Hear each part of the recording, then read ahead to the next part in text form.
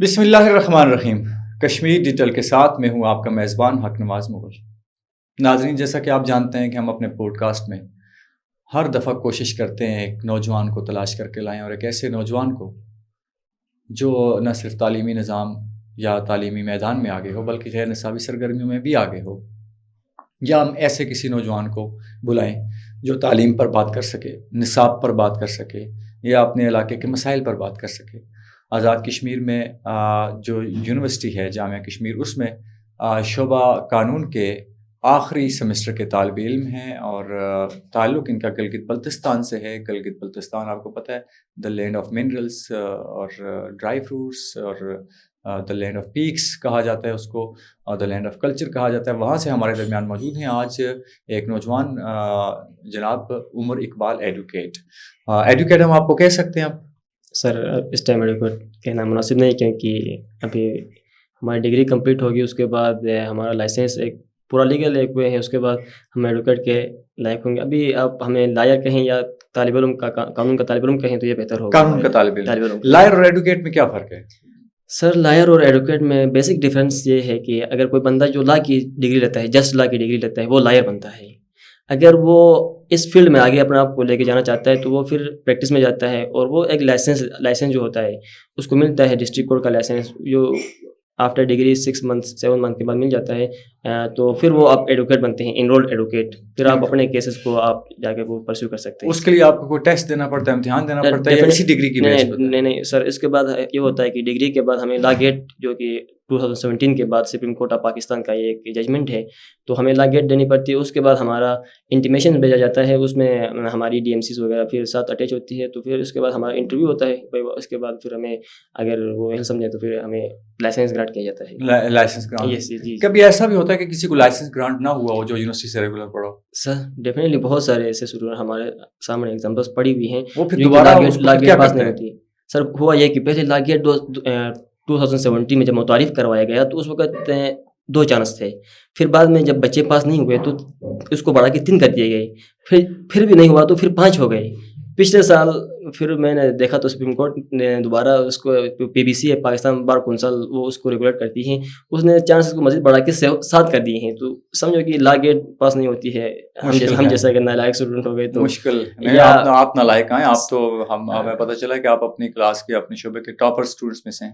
سر بس یہ آپ کی محبتیں ہیں. کوشش تھا آگے گولڈ میڈل کے لیے بھی، لیکن نہیں ہو سکا. چلو ہم انشاءاللہ اپنی طرف سے چلے گولڈ میڈل بھی اللہ آپ کو مقدر کرے. وہ یہ بھی مقدر کی بات ہے، آپ نے محنت کی، آپ یہاں تک پہنچے.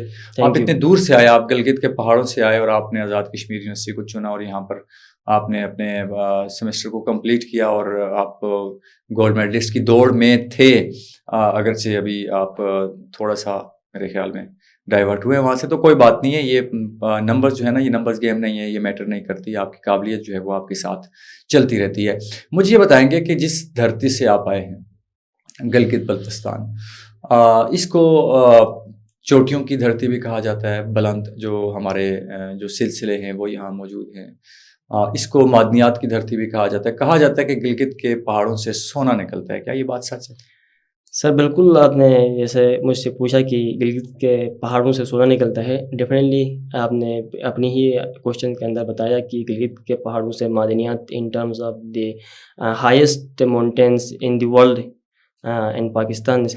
سو جیسے آپ کو پتہ ہے کہ K2 جو کہ گلگت میں واقع ہیں، ننگا پربت ہے جو کہ دنیا کی دوسری بلند ترین چونٹی ہے، اور ننگا پربت دنیا کے 9th بلند ترین چونٹی میں آتی ہے. تو ان سب کو دیکھا جائے تو سر گلگت صرف پہاڑوں سے نہیں، ان کی ہر دھرتی سے، ان کے دریاؤں سے، ان کے پہاڑوں سے سونا ہی سونا نکلتا ہے. سر وہاں کے لوگ ہی سونا ہے. سر تو لوگ بھی سونا ہے، اس میں کوئی شک نہیں ہے. تو لینڈ وہاں پہ جو ہے وہاں کی وہ کیسی ہے؟ زرخیز ہے زمین، یا سر لینڈ جس طرح پہاڑی ہیں؟ سر میں یہاں تک میں نے آبزرو کیا ہے، لینڈ سخت ہے جس طرح لوگ سخت ہیں سر، تو اس کے لینڈ بھی سخت ہے جس طرح پہاڑ ہیں. تو اگر کشمیر کی جہاں پہ لینڈ دیکھے تو یہ کافی زرخیز ہے as compare to Gilgit Baltistan.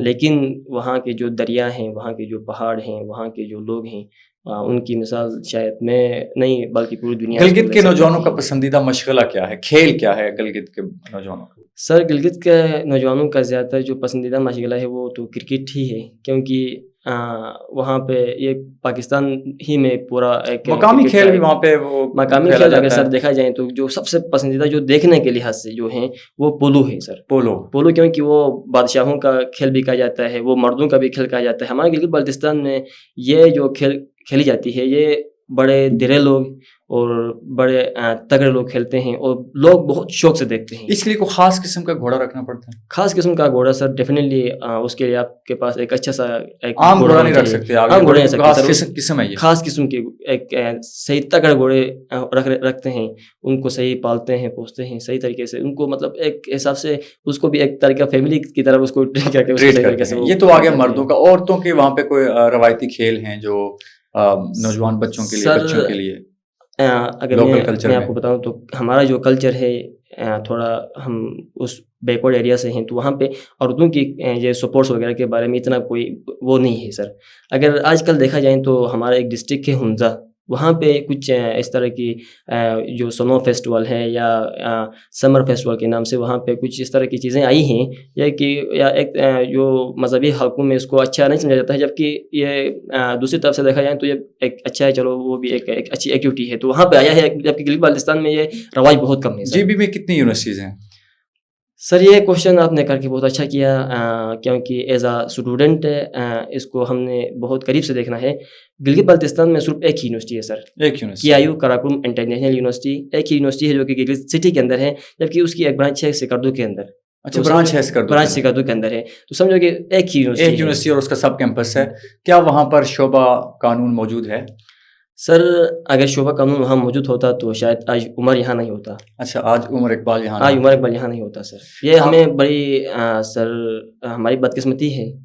پورے گلگت بلتستان میں ایک ہی یونیورسٹی ہے, اس میں بھی ہمارے جو ڈپارٹمنٹس ہیں وہ پورے نہیں ہیں. تو وہاں کے جو لوکل یونیورسٹی تھی, وہاں کے جو ڈپارٹمنٹ, ان میں سے کسی میں ایڈمیشن کیوں نہیں لیا؟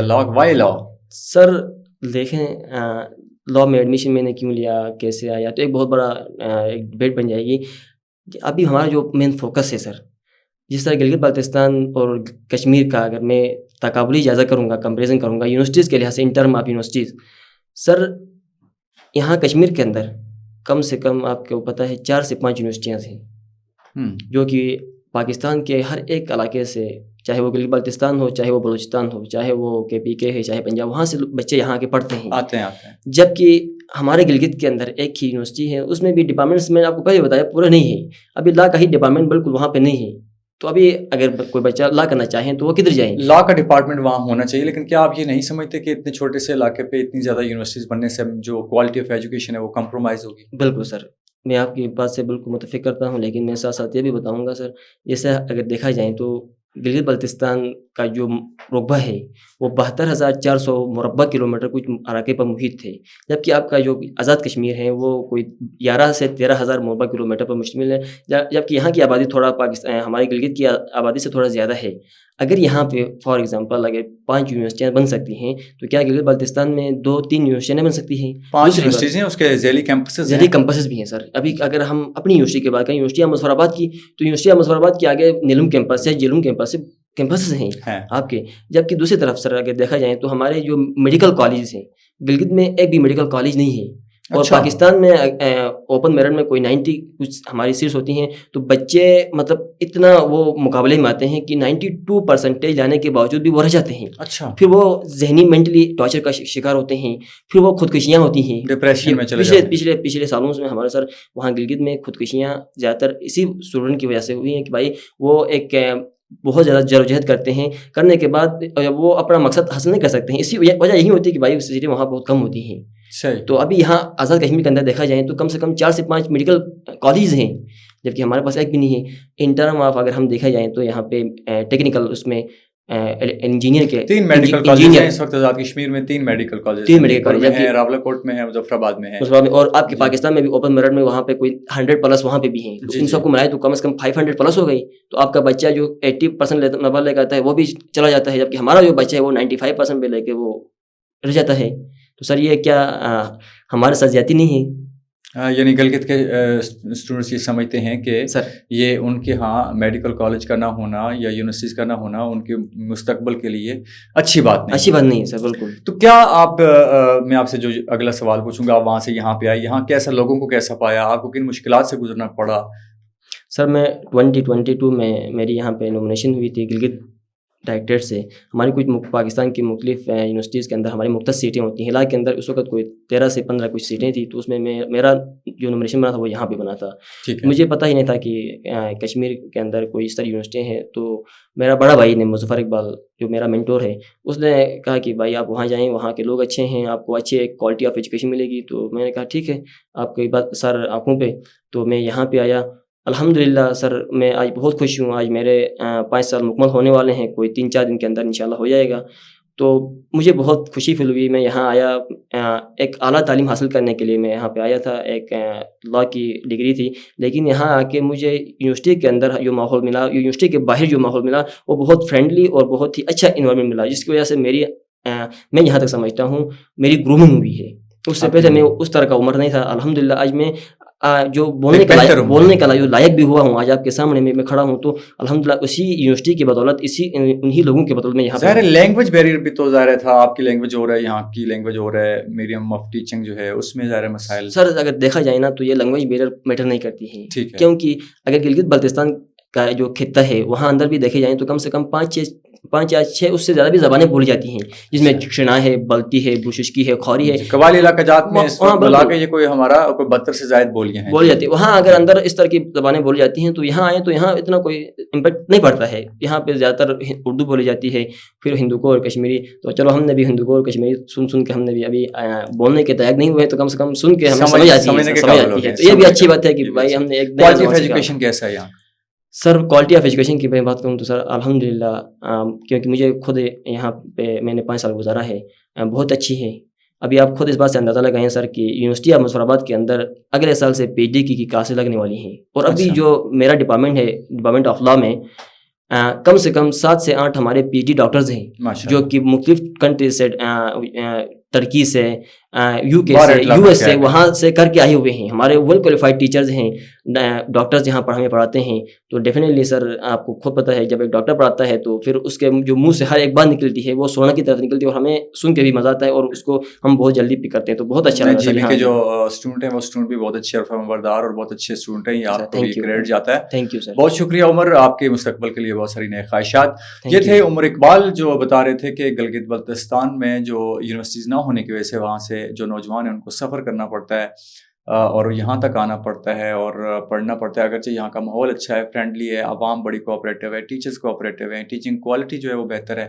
لیکن ان کا یہ کہنا ہے کہ اگر اس علاقے میں, ایک علاقے میں 4-5 یونیورسٹیز اور ان کے ذیلی کیمپسز ہیں, تو کیوں نہیں گلگت بلتستان میں بھی تعلیمی ادارے ہونے چاہیے. اپنے میزبان حق نواز مغل کو دیجیے اجازت. اللہ نگہبان.